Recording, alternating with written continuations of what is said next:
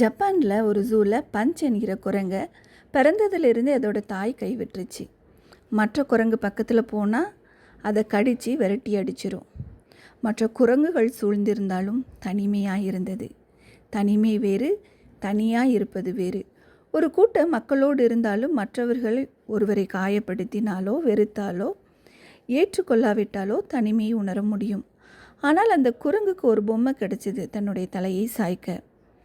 நம்முடைய தனிமையின் வேளையிலும் நாம் தலை சாய்க்க நமக்கு ஒருவர் இருக்கிறார். அவர்தான் நம்மை படைத்த கர்த்தராகிய இயேசு கிறிஸ்து.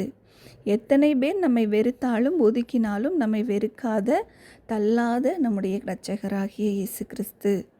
தம்மிடத்தில் வருகிற ஒருவரையும் அவர் புறம்பே தள்ளுவதில்லை. அவர் சகலவிதமான ஆறுதலின் தேவன். நமக்கு சகலவிதமான ஆறுதலையும் தருகின்றார். நான் உங்களை திக்கற்றவர்களாக விடேன் என்று வாக்கு கொடுத்திருக்கிறார்.